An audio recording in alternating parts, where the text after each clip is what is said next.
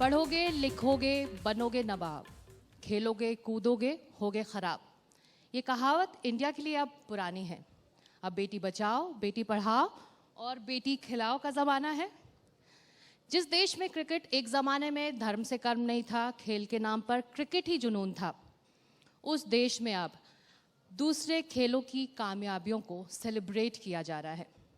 सिंधु, साक्षी, दीपा के दम पर अब हम सब जी जान से खेलना चाहते हैं, और खेले भी क्यों ना, हम दुनिया के सबसे नौजवान देशों में से एक हैं।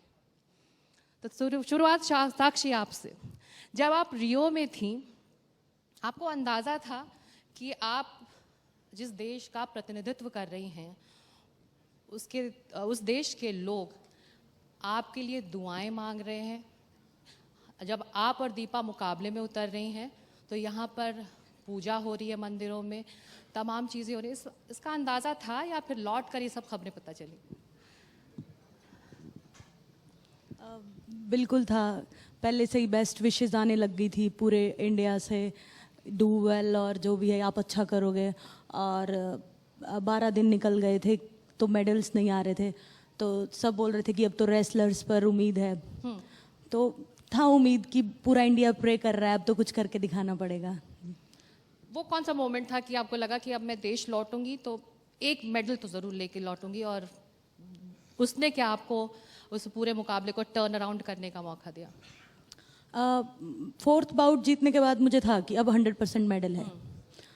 5th बाउट बहुत टफ थी, वो वर्ल्ड मेडलिस्ट है और एशियन चैम्पियन भी है, लेकिन 4th बाउट के बाद मुझे ये हो गया था कि अब तो मेडल लेके ही जाऊंगी इंडिया। दीपा, आपने वो कर दिखाया जो सिमोन बाइल्स करने से डरती हैं। कभी ये लगा कि मैं इस नौजवान देश का इंस्पिरेशन बन पाऊंगी, उनकी प्रेरणा बन पाऊंगी? ये एहसास कब हुआ? वापस लौटी तब, या जाने से पहले आपको अंदाज़ा था कि मेरा वो अचीवमेंट है और जब मैं लौटूंगी तो इसी तरह ये पूरा देश मुझे सलाम करेगा? देखिए, मेरा जाने से पहले ही था कि कुछ करना है वहाँ पे, शायद मेडल आए ना आए वो अलग बात, पर मेरा बेस्ट परफॉर्मेंस देना है कि हाँ पूरे भारत बोले कि इसने हाँ कुछ किया। तो मेरा मेन स्पेशलिस्ट वॉल्ट था और उसमें मैं पूरा कोशिश किया, करीबन मुझे मेडल नहीं मिला, पर मेरा उस दिन का सबसे बेस्ट कोड था और मैंने अच्छा करने की कोशिश किया। अच्छा करने की कोशिश की, और हम सबको आप इंस्पायर करती हैं साक्षी, आप भी, और ना सिर्फ नौजवान बच्चे भी इंस्पायर्ड हैं आप लोगों से। छोटे छोटे बच्चे आप लोगों का नाम जानते हैं। दीपा मलिक, ये बताइए कि 30 सर्जरीज के बाद आपने स्पोर्ट्स को चुना, वो क्या चीज़ था, वो क्या लम्हा था कि आपको लगा कि मुझे मेरा ज़रिया स्पोर्ट्स है, मेरे लिए, मेरे टारगेट के लिए? सबसे पहले मैं आपका हार्दिक धन्यवाद देना चाहूँगी, एंड आई थिंक NDTV का मैं बहुत बड़ा धन्यवाद देना चाहूँगी। रावत सर हमारे साथ शुरू से जुड़े हैं, और आई थिंक ये एक इकलौता चैनल था जिसने हमारे बारे में बात करी जाने से पहले। मुझे लगता है कि जब तक हमारे मेडल क्योंकि जब तक हमारे मेडल नहीं आने शुरू हुए, हमारे खेलों के साथ, हालांकि ये रियो में थे और बिल्कुल ओलंपिक लेवल के, जिसे पैरालंपिक्स कहा जाता है, शायद अभी अवेयरनेस कम है हमारे खेलों के बारे में, लेकिन उसी पोडियम पे, उसी स्टेडियम पे, उसी शहर में, और पैरा स्पोर्ट्स का अर्थ है पैरेलल स्पोर्ट्स, तो अवेयरनेस इतनी कम थी। जैसा आपने कहा कि जब साक्षी और दीपा वहाँ थे तो लोग मंदिरों में पूजा कर रहे थे, लेकिन हमें सराहना मिली जब हमने मेडल देके ये बताया कि हम भी हैं। तो इसलिए सबसे पहले आपका धन्यवाद इस अवेयरनेस को लाने के लिए और मुझे इस मंच पे बिठाने के लिए। और रियो पैरालंपिक्स का सफ़र बहुत अच्छा रहा, और प्रेरणा बहुत पहले मिल गई थी, एक मलिक और एक दीपा, तो दीमा मलिक ने तो कुछ करना ही था। अब नंदी सर, बहुत शुक्रिया कि आपने दीपा का टैलेंट टैप किया। हमें ऐसी बहुत सारी दीपा चाहिए अब। सबसे पहले तो मैं NDTV को धन्यवाद देना चाहता हूं, क्योंकि इतना अच्छा एक स्पोर्ट्स को लेके, मेरा ख्याल है पहला चैनल होगा जो इतना अच्छा शुरुआत किया स्पोर्ट्स को लेके आगे बढ़ाने के लिए। तो सबसे पहले मैं इनको धन्यवाद देना चाहता हूं। जिन्होंने ओलंपिक में मेडल जीता उनको भी बधाई देना चाहता हूं, जो पैरा ओलंपिक से हमारा देश का झंडा ऊपर किया, उनको भी मैं बधाई देना चाहता हूँ। हाँ, मेरे पास और 3-4 लड़की है, मैं एम ले रहा हूँ, प्रोजेक्ट बना रहा हूँ। अभी हमारा एम तो है वर्ल्ड चैम्पियनशिप जो मॉन्ट्रियल में हो रहा है 2017 में। इसके बाद एशियन गेम्स, कॉमनवेल्थ गेम्स का टारगेट है। आहिस्ता आहिस्ता हम ओलंपिक की तरफ जाना ही है। बहुत सारी और दीपाएं अब सामने आने वाली हैं, आप कह रहे हैं। हाँ, तो दीपा को लेके मेरा एक सपना है, थोड़ा सा मार्क्स के लिए उसका मटेरियल छूट गया, तो 2020 ओलंपिक तक मेरा टारगेट है, कुछ करके आना है देश के लिए। जी मनदीप जी, साक्षी मलिक की कामयाबी के बाद हरियाणा में ख़ास तौर से किस तरह का इंस्पिरेशन दूसरी लड़कियों को मिल रहा है अब कि वो भी आगे आएँ और बढ़ चढ़ कर हिस्सा लें हमारे खेलों में, चाहे वो कुछ भी हो, कुश्ती हो या कोई और दूसरा खेल? सबसे पहले तो एनडीटीवी आपका बहुत धन्यवाद। और जहाँ तक हमारे हरियाणा में रेसलिंग का सवाल है, पहले से ही हरियाणा रेसलिंग में सबसे आगे रहा है जब तक, और लड़कियों का जब से साक्षी का मेडल आया उसके बाद लड़कियां पर हर रोज़ नई लड़कियां आ रही है सेंटर पे। हमारे सेंटर पे भी कम से कम 20 लड़कियां नई आ चुकी हैं और हर रोज़ लड़कियां बढ़ती जा रही है। और हर एक लड़कियों के लिए एक आइडियल होगा, जैसे साक्षी ने मेडल जीता, हर एक लड़की गेम करते वक्त ये एक सपना होता है कि हम सपना लेके आती है कि हम भी मेडल देश के लिए लेके आएंगे और साक्षी की तरह देश का नाम करेंगे। और हमारे पास ऐसी काफ़ी लड़कियां हैं, सीनियर लेवल पे भी अच्छा परफॉर्म कर रही है और जूनियर लेवल पे भी अच्छा परफॉर्म कर रही है, जो आगे एशियाड है, उसके बाद कॉमनवेल्थ चैम्पियनशिप और एशियाड के बाद फिर आगे 2020 में ओलंपिक में अच्छा परफॉर्म करेंगे हमारे चलिए, पास। तो उसका भी इंतज़ार रहेगा। लेकिन सुशांत, आप फिल्मी पर्दे पर एक स्पोर्ट्स पर्सनालिटी का किरदार निभा रहे हैं। आपने इन स्पोर्ट्स पर्सनालिटीज़ को, उनके कोचेस को सुना, इनके स्ट्रगल, इनके फेलियर, इनके सक्सेस को आप करीब से समझ पाए होंगे। जी बिल्कुल। और जो जनरली जैसे आपने कहा कि सिर्फ क्रिकेट पॉपुलर है, बाकी सब पॉपुलर नहीं है, ऐसी बात नहीं है। मुझे लगता है 1950s में फुटबॉल बहुत पॉपुलर था, हम टॉप 20 में थे। उसके बाद हॉकी बहुत पॉपुलर हुआ क्योंकि हम बहुत अच्छा खेलते थे वहाँ पे। वहाँ पे थोड़ा सा हमारे स्किल लेवल पे थोड़ी कमी आ गई और 1983 में वर्ल्ड कप हम जीत गए। तो उसके बाद फिर क्रिकेट पॉपुलर होना शुरू हुआ। क्रिकेट ने इतनी पॉपुलैरिटी सस्टेन इसलिए की है क्योंकि जो उसकी जो गवर्निंग बॉडी है वो बहुत ही स्ट्रक्चर्ड है। अगर वो पैसे देती हैं अपने खिलाड़ियों को तो उनको पता है कि पैसे बनाते कैसे हैं, वो मोनेटाइज कर सकती हैं उसके अराउंड। तो यही रिस्ट्रक्चरिंग करने की ज़रूरत है हमें हर स्पोर्ट्स में। मैं धोनी का किरदार कर रहा हूँ सिर्फ इसलिए नहीं कि वो सिर्फ एक क्रिकेटर हैं जो कि बहुत पॉपुलर है या उन्होंने हमें क्रिकेट में वर्ल्ड कप दिलाया है, क्योंकि उनकी कहानी बहुत अच्छी है। एक ऐसी चीज़ जो हम सबको बताना चाह रहे हैं कि आप इस देश में चाहे कहीं से भी हो, चाहे आपकी परिस्थिति कैसी भी हो, लेकिन अगर आप में सपने देखने की काबिलियत है और किसी भी तरीके से आप अपने आप को अगर कन्विंस कर दे कि ये सच होगा तो फिर वो सच हो जाता है। तो ये सारी चीज हम वो फिल्म में दिखा रहे हैं। एक और मैं फिल्म कर रहा हूँ नेक्स्ट ईयर जो कि मुरलीकांत पेटकर पे, जिन्होंने पैरालंपिक्स में पहला गोल्ड मेडल जीता था ओलंपिक्स में और पैरालंपिक्स में और कॉमनवेल्थ गेम्स में स्विमिंग में। तो उनकी भी कहानी उतनी अच्छी है जो मैं अगले साल करूँ। साक्षी, हम लोग यहाँ इकट्ठा हुए हैं कि नौजवानों के सामने हम सॉल्यूशंस रखें कि कैसे वो इन मसलों को देखें या जूझें, और स्पोर्टिंग फैसिलिटीज़ को लेकर, स्पोर्टिंग अपॉर्चुनिटीज़ को लेकर तमाम सवाल उठते हैं। इस वक्त एक बड़ा सवाल ये है कि जब दूसरे देश कर सकते हैं तो हम क्यों नहीं, क्यों ये स्पोरेडिक अचीवमेंट्स हैं कि एक साक्षी को मेडल मिल गया, दीपा ने कमाल कर दिया पैरालंपिक में, या दीपा कर्मकार ने अपना पूरा जलवा दिखाया ओलंपिक्स में। तो इसके लिए चेंजेस की अब बात हो रही है।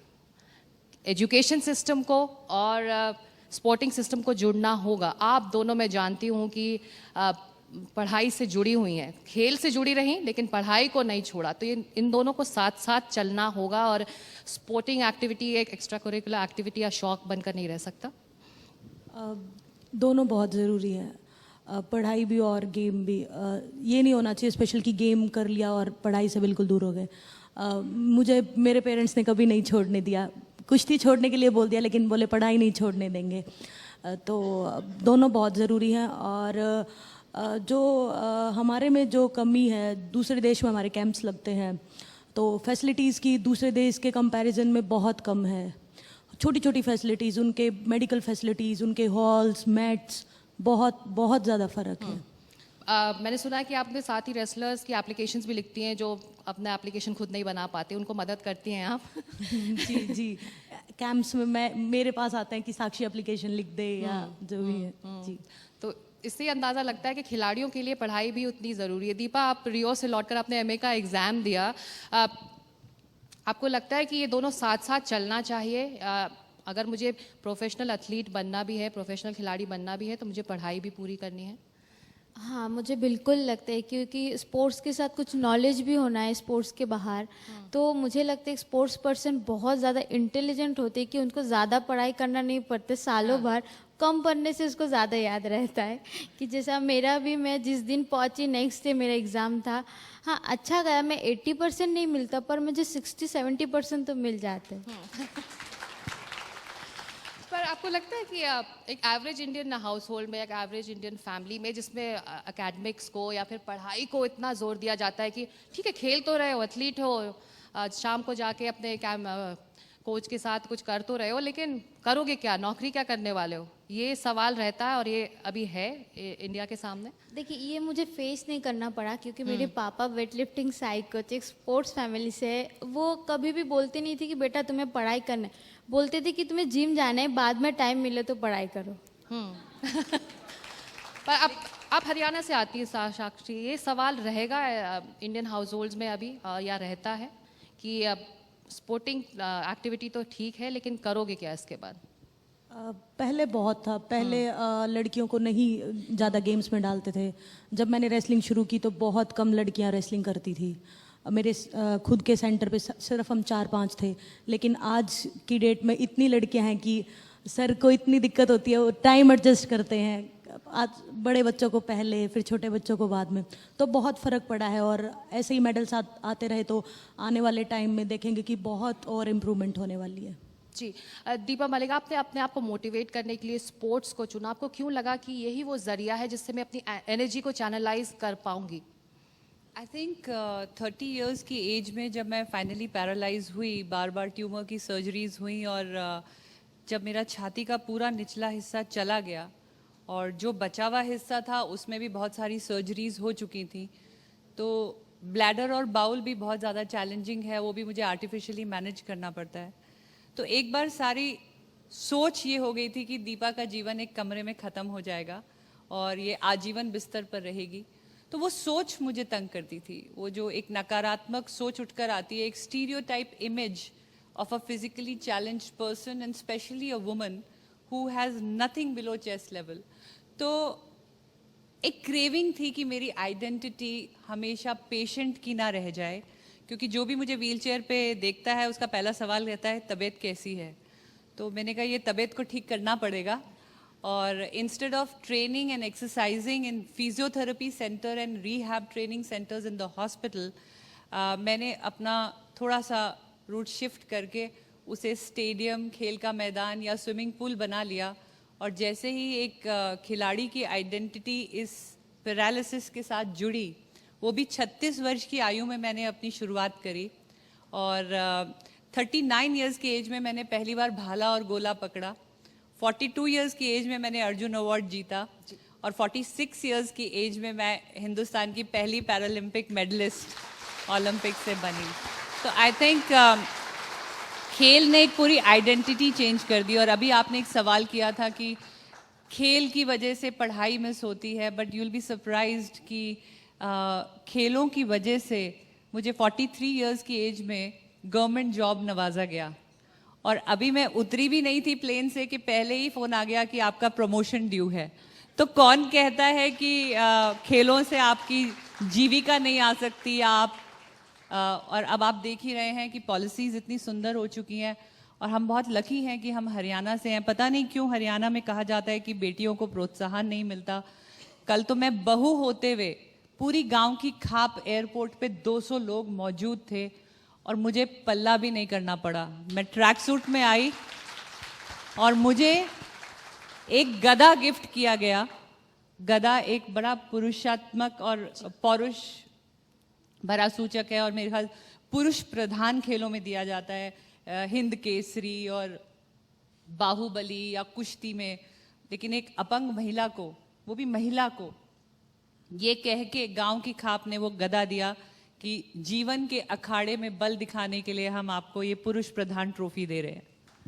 तो आई थिंक खेलों में बहुत पोटेंशियल है और खेलों की वजह से जो women empowerment and specially for physically challenge women है, वो I think this is the most beautiful inspiration for them.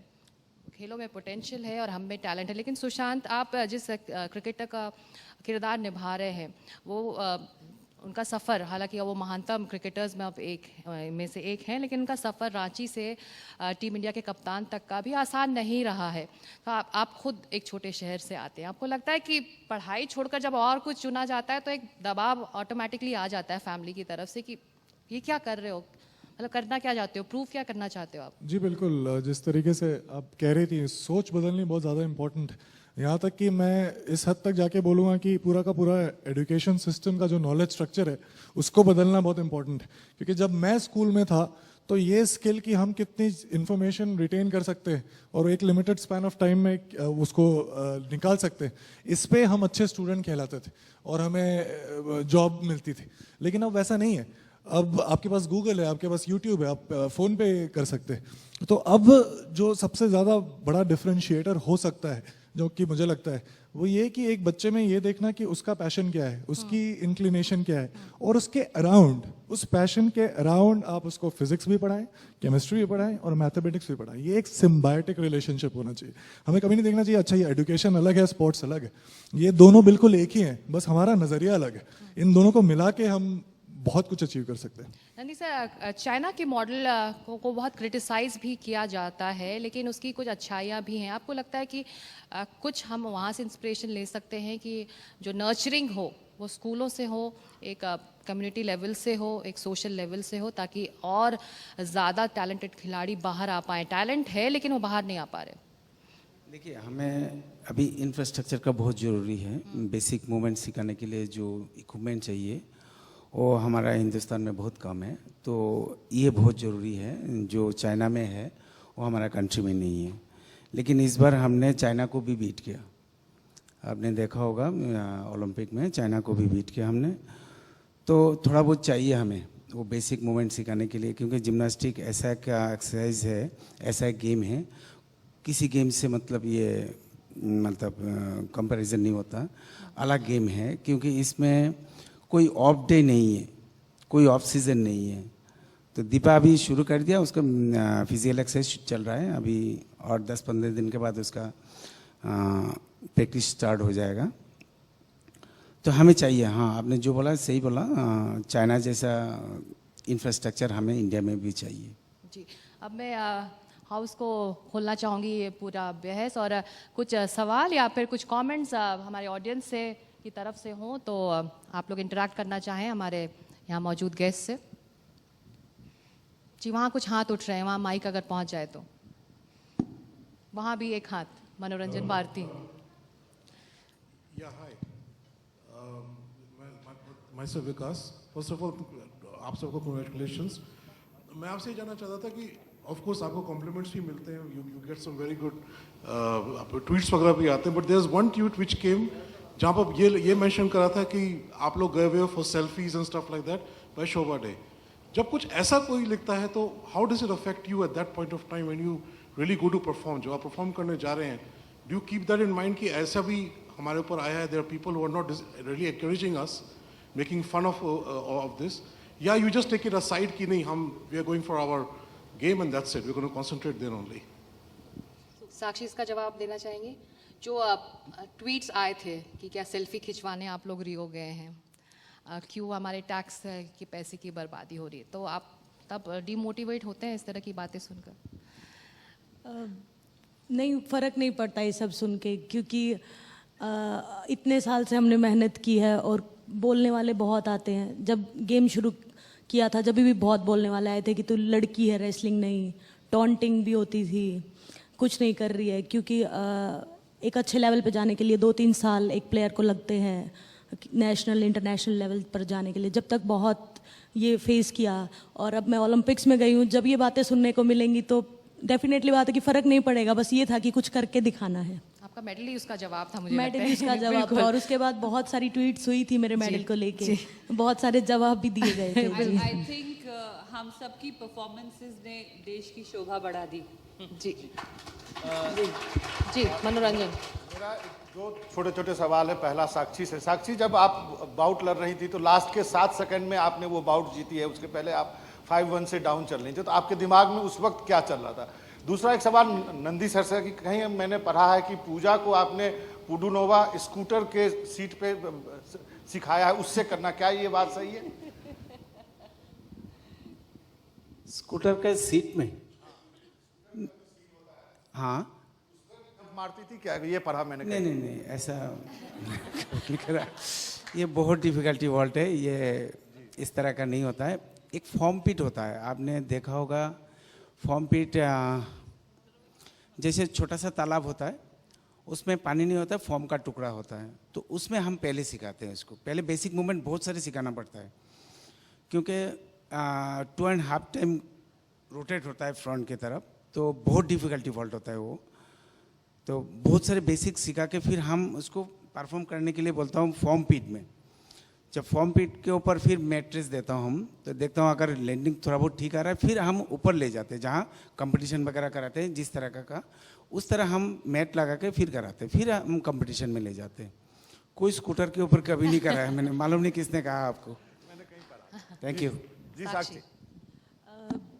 बहुत सालों की तैयारी होती है और बहुत बार ऐसी सिचुएशंस आती हैं, और इतने बड़े प्लेटफॉर्म पे पहली बार ऐसी सिचुएशन थी कि मैं बाउट, मेडल वाली बाउट में मेरे साथ ये सिचुएशन आई थी कि लास्ट के 9 सेकंड है। उस टाइम इतना कुछ तो नहीं, बस ये था कि इतनी नज़दीक आगे वापस नहीं जाना है। 4 साल बहुत लंबा है और 4 साल में पता नहीं क्या चेंज हो जाएगा। तो बस ये था कि मैंने 2-2 सेकंड्स में कुश्ती को चेंज होते देखा है, तो मेरे पास तो पूरी 9 सेकंड्स थी। तो सर बिना कुछ सोचे मैंने तो अपना अटैक किया और 9 सेकंड में मेडल मेरे हाथ में था। बहुत वो 9 सेकंड लाइफ चेंजिंग थे। जी माइक किसके पास है? दीपा जी, आपसे एक सवाल पूछना चाहूंगा। इस तरफ दीपा मलिक जी, जी इस तरफ आपके राइट में शायद, या और क्योंकि मैं पिछले 2 महीने से पूरी तरीके से पैरालंपिक कवर कर रहा हूँ, तो अभी भी मेरा सवाल उसी से जुड़ा हुआ है कि लोग ये कहते हैं कि जब भगवान आपसे कुछ लेता है तो आपको बहुत कुछ दे देता है। हमने जो भी पैरा एथलीट्स देखे हैं, बहुत दुर्घटना की वजह से उनके साथ कुछ हो गया, कुछ बाय बर्थ तो उनके साथ डिफॉर्मिटी रही है। आपको लगता है कि आपके व्यवहार में कितना बदलाव आया है बिफोर द इंसिडेंट और आफ्टर द इंसिडेंट, जब आप व्हील चेयर पर आ गई? आई थिंक मैं हमेशा ये कहती हूँ, हालांकि जब ये नया नया हुआ था तो कुछ वक्त तो लगता है संभलने में, क्योंकि नए शरीर में नए तरीके से सीखना पड़ता है कैसे जीना है, कपड़े कैसे पहनने हैं, नहाना कैसे है, क्या खाना है, बॉडी मैनेजमेंट कैसे करना है। तो सडनली सब कुछ बदल गया था। एक दिन आप चल रहे हो और ब्यूटी कॉन्टेस्ट जीत रहे हो और कुछ महीने में ही आप बिल्कुल आपका शरीर चला जाता है। मैं ये नहीं कहूँगी कि उदासीनता नहीं हुई, but then that's what we do, we make choices. 2 choices थी कि तय तो करना है तो क्यों ना हंसकर, जिंदगी एक सफ़र ही तो है। या तो उसको मैं जर्नी बना के बाउंस फॉरवर्ड करती, या अंग्रेज़ी वाला सफ़र बना के सारी ज़िंदगी दुखी रहती। तो बल्कि मैं समझती हूँ कि I have emerged stronger, better, more organised, क्योंकि मुझे अब हर चीज़ बहुत ध्यान से और प्लानिंग से चलनी करती है। तो मेरा रूटीन बड़ा डिसिप्लिन्ड हो गया है और सहन शक्ति ज़्यादा आ गई है और कुछ कर दिखाने का जज्बा 4 गुना ज़्यादा हो गया है। क्योंकि आई ऑलवेज से कि disability gave focus to my life, purpose to my life, and sports gave a direction. मैं बहुत अच्छी माँ थी, बहुत अच्छी गृहिणी थी और उतना काम मैं बहुत अच्छे से निभा रही थी, लेकिन अब मैं वो दोनों हूँ। मैं 2 ग्रोन अप डॉटर्स की मदर हूँ, अच्छी गृहिणी भी हूँ, घर भी चला रही हूँ। 27 साल हो गए मेरी शादी को और साथ साथ मैं बहुत सारा कम्युनिटी वर्क भी कर रही हूँ, स्पोर्ट्स के थ्रू मैं मेडल्स भी अपने देश के लिए ला रही हूँ। तो I think I am blessed to be in the wheel chair, because ये जो व्हील्स जिन पे मैं बैठती हूँ ये अपने आप में प्रोग्रेस का सूचक हैं। Mic Check. वहाँ अगर पहुँच Hello. जाए, काफी देर से वहाँ हाथ उठ रहे हैं जी। सुशांत सिंह राजपूत से सर, धोनी का किरदार निभाना कितना मुश्किल था, और ये हेलीकॉप्टर शॉट जो दिख रहा है ट्रेलर में, वो सीखना कितना मुश्किल रहा आपके लिए, और आप करके दिखाएं तो बेहतर होगा। क्रिकेट खेला कभी आपने? मेरी बहन प्रोफेशनल क्रिकेट खेलती थी, मेरी बड़ी बहन, और मैं तभी काफ़ी छोटा था, लेकिन मेरे घर में क्रिकेट का एटमॉस्फेयर तभी से था। मैंने बहुत कोशिश करी, लेकिन मैं अपनी स्कूल टीम के लिए भी कभी सेलेक्ट नहीं हुआ। तो वो भड़ास जो थी वो मेरे, हाँ जी। तो अभी इस फिल्म के प्रिपरेशन के दौरान हमने कुछ 12-13 महीने बिल्कुल ही स्ट्रक्चर्ड वे में प्रिपरेशन किया। किरण मोरे सर ने ट्रेन किया था, और शुरू के 3-4 महीने तो सिर्फ क्रिकेटर की तरह दिखने में ही लग गए, क्योंकि इस तरीके का फिटनेस लेवल चाहिए होता है।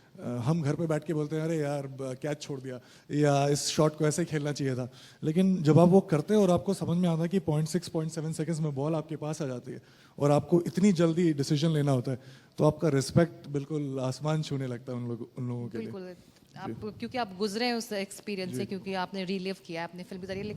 हेलीकॉप्टर शॉट दिखाने की वहाँ से रिक्वेस्ट आई थी। बल्ला चाहिए? बल्ला है गौरव, अगर बल्ला है तो दिखा पाएंगे कह रहे हैं। नहीं है जी।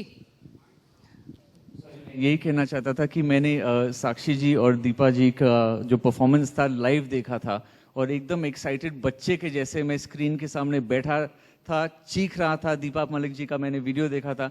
मैं सिर्फ यही कहना चाहता हूँ कि जितनी खुशी और होप और इंस्पिरेशन आपने मुझे और पूरे देश को दी, thank you very much, thank you so much.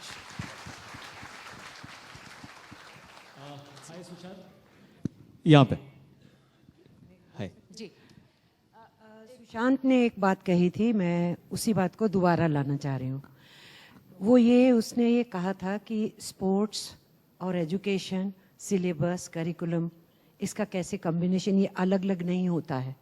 इसी तरीके से मैं कहना चाहती हूँ, जैसे ट्रेनर कह रहे थे इंफ्रास्ट्रक्चर की बात, तो मैं ये कहूँगी कि हमारे यहाँ बहुत सी ट्रेडिशंस थी जिनको फिर से अब बाहर लाना है।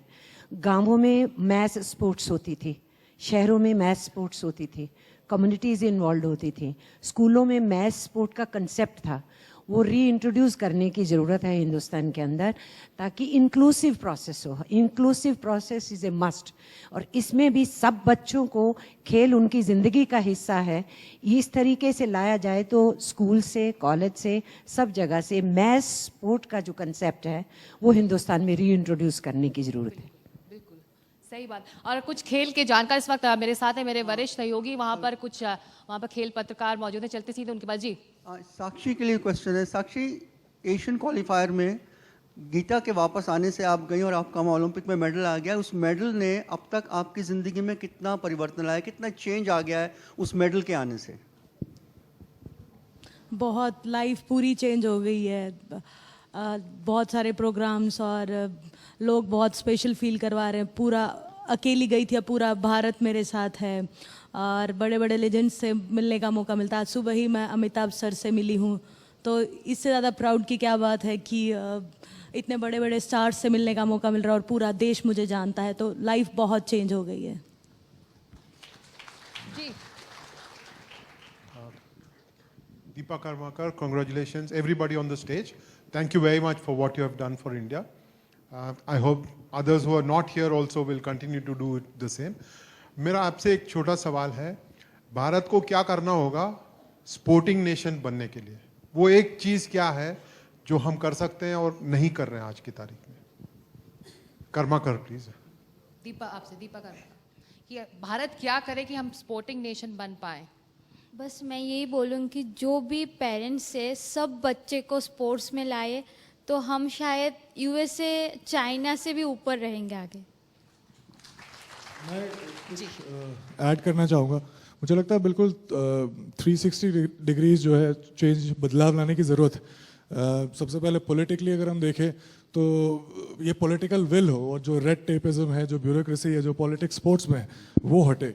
सोशली जो हम देखते हैं कि अगर मैं बोलता हूँ कि अरे मेरा बेटा फिजिक्स पढ़ता है तो हम अच्छे से उसको देखते हैं। दूसरा कोई बोले मेरा बेटा लॉन्ग जंप करता है तो वो बोलते हैं अच्छा मतलब पढ़ाई में अच्छा नहीं होगा तो ये सेकंड ऑप्शन है। तो वो नज़रिया बदलने की ज़रूरत है स्पोर्ट्स को लेके, और एक इमोशनल बफर देने की ज़रूरत है कि आप मेडल जीते हैं चाहे नहीं जीते, लेकिन हम आपको उतना ही रिस्पेक्ट करते हैं क्योंकि आपने भी बहुत मेहनत करी है। तो वो सोशली हमें करने की ज़रूरत है।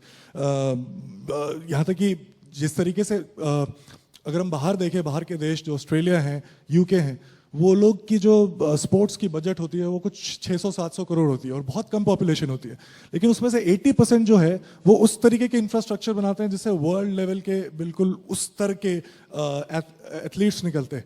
हम हमारी उसकी डबल है, हम 1600 करोड़ लगाते हैं, लेकिन उसकी जो 2/3 मनी है वो हम लोकल लेवल पे स्पोर्टिंग इवेंट में लगा देते हैं।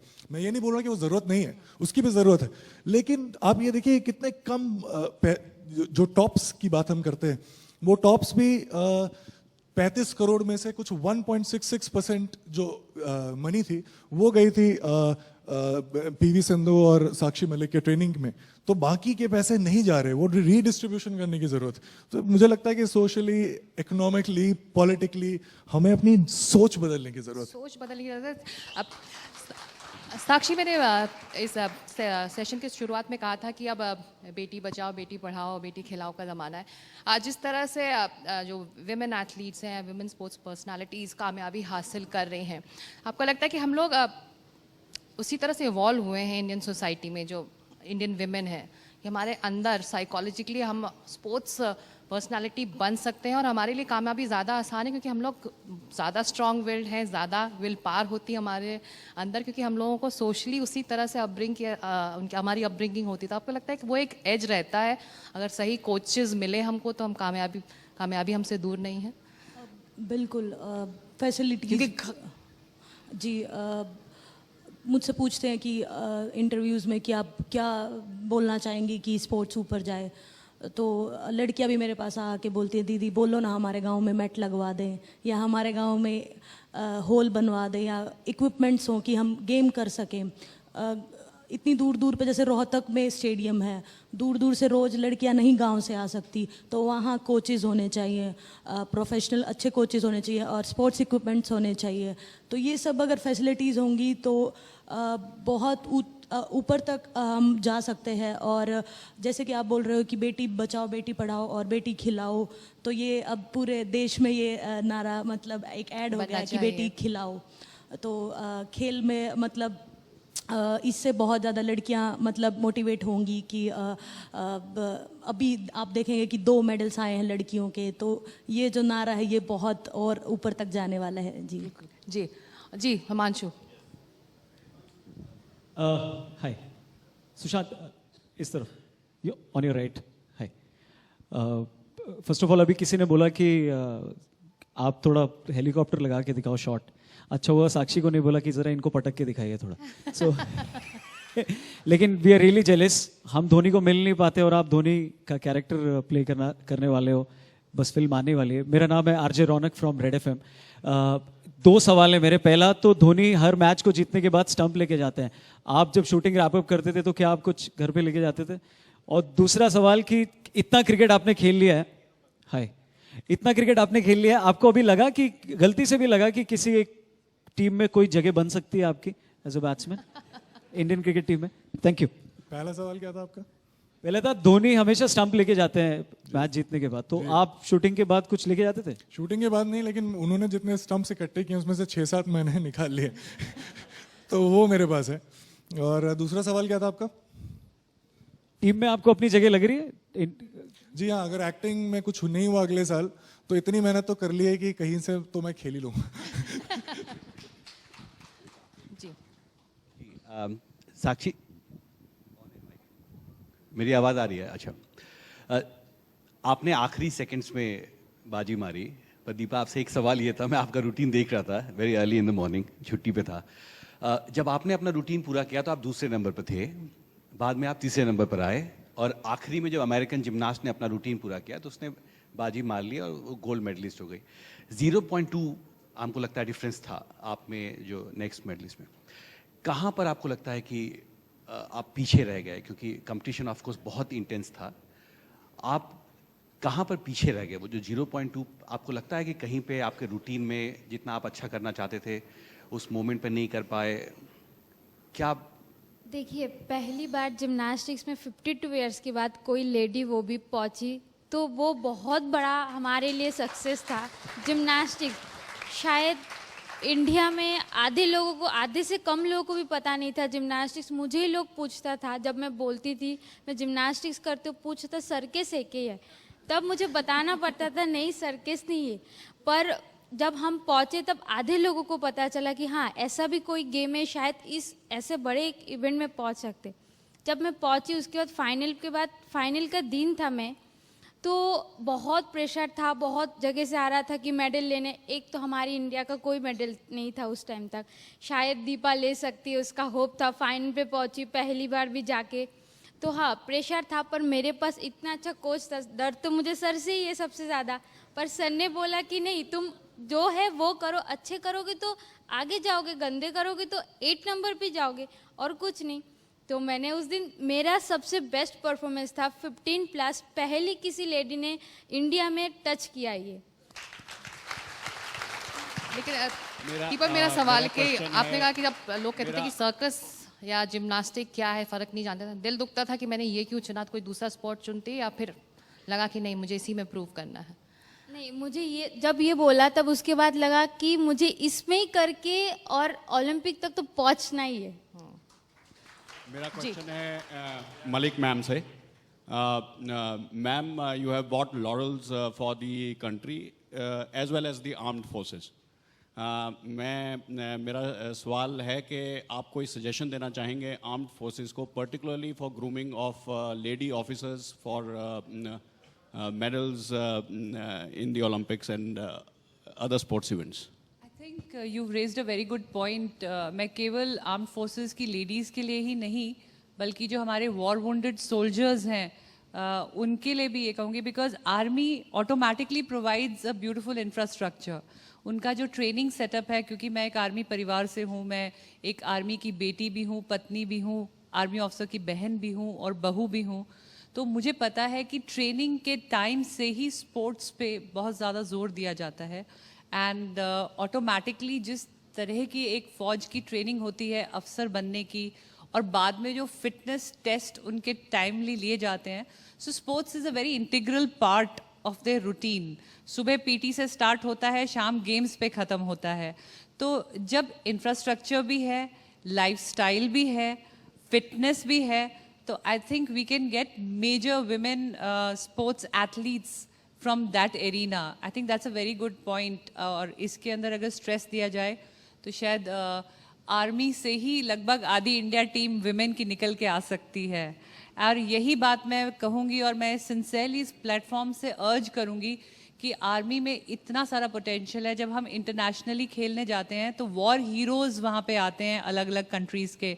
इज़राइल ले लीजिए, अमेरिका ले लीजिए, इराक ले लीजिए, वियतनाम ले लीजिए, जहाँ जहाँ वॉर जोन रहा है और है अभी, और वहाँ पे जो हताहत होते हैं या जख्मी होते हैं या उनके लिम्स कट जाते हैं या आंखें चली जाती हैं माइन ब्लास्ट इत्यादि में, वो सब स्पोर्ट्स में इंडक्ट कर दिए गए हैं। वक्त आ गया है कि मैं कहती हूँ आर्मी से अगर कोई टीम उठकर आई फिजिकली चैलेंज स्पोर्ट्स में, पैरा स्पोर्ट्स में, तो 50 मेडल तो अकेले वही ले जाएंगे। Please, at the end of the row, can I? Yeah.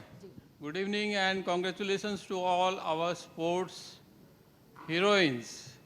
Well, there are no heroes here, I think, sports heroes on the dais. Deepa and Sakshi, you have made our country very proud. जो प्रधानमंत्री जी का नारा है, बेटी बचाओ, बेटी पढ़ाओ, बेटी खिलाओ, ये बाद में आया है। तो जिस तरह से हम पुरुष वर्ग ओलंपिक में कुछ नहीं कर पाए, तो इसीलिए हमने एक नारा दिया था, बेटा खिलाओ। अभी टाइम आ गया जो the main of the country, we should become more active in the sports arena. Besides the point, you see the जो बैडमिंटन के जो गोपीनाथ पुलेला है, Gopichand Pullela, I want to draw from his inspiration and suggest that government is doing whatever best can be done. Everybody's suggestion is welcome also. But we must encourage private entrepreneur initiative in the sports world, which is not much there. I think Gopichand has set an example, his academy. I had also written in the Facebook that Gopichand is asked to set up a tennis academy also in Hyderabad.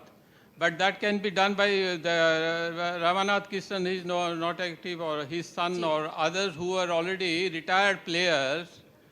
They should now become sports entrepreneur. I think we have no sports entrepreneurship in our country. It can start from the panchayat level and go up to the national level. जी बिल्कुल गोपीचंद जी की academy को ऐसे नहीं कहा जाता कि वो badminton की नर्सरी है जी. And besides that, you know, like the army has the potential. Similarly, जी. Civil services,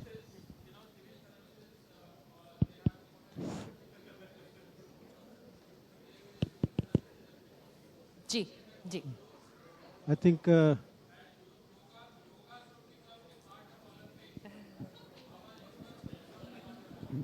ji. no. Is it, am I audible to you? No, it's not coming. Yeah. My question is to Deepa Karmakar. And gymnast की field में जो आपने ऊंचाइयां छुई हैं, पूरा देश आप पे गर्व करता है. और एक सबसे बड़ी चीज़ जो हम लोग जब आपको देखते थे परफॉर्म करते हुए कि ट्रिपल समरसॉल्ट, जिसको शायद सुसाइडल समरसॉल्ट भी कहते थे, और वो देख के हम लोग हाँ, इसको मैं बोलती हूँ एक्चुअली वो प्रोदोनोवा वॉल्ट है, वो बहुत कम लड़कियां करती है क्योंकि शायद उससे भी मार्क्स कम आते पहले था ऐसा. पर जब मैं इसको करने लगी, पता नहीं किसी ने इसको डेड वॉल्ट नाम दे दिया. अभी इसका दूसरा नाम प्रोदोनोवा वॉल्ट का दूसरा नाम डेड वॉल्ट है. एक्चुअली वो डेड वॉल्ट नहीं है, वो प्रोदोनोवा है. उससे करने से वैसा कुछ नहीं है डेथ होने वाला. मेरा क्वेश्चन सिर्फ ये है कि जब आप करते थे ठाक ठाक और 3 समरसॉल्ट लेके जब आप लैंड करते थे, तो हम लोगों की सांस तो ऊपर की ऊपर और नीचे की नीचे, पर आपको कभी डर नहीं लगता? देखिए हाँ, प्रैक्टिस में तो होता है ऐसा डर कभी, क्योंकि हम प्रैक्टिस में बहुत रिपीटेशन करते हैं. जैसे मैं ओलंपिक्स जाने से पहले इस प्रोदोनोवा वॉल्ट को 1000 टाइम रिपीटेशन किया. तो ये तो सब गेम में रिक्स है. वैसे जिम्नास्टिक्स भी रिक्स ही है, पर ये नहीं कि इसको सुसाइड या डेड वॉल किया जाता. जी हम इस सेशन के आखिर में पहुंच चुके हैं. साक्षी और दीपा, आप दोनों से बस एक आखिरी कमेंट में लेना चाहूँगी. जो नौजवान इसको एक प्रोफेशन के तौर पर या फिर अपने करियर के तौर पर चुनना चाहते हैं खेल को, उनके लिए आप लोगों की क्या सलाह रहेगी कि वो भले ही अचीवमेंट एक दिन में ना मिले, मेडल एक दिन में ना मिले, लेकिन डटे रहें और लड़ते रहें? जी बिल्कुल. अगर हमने गेम लाइफ मतलब चूज़ की है तो अप एंड डाउन्स तो आएंगे.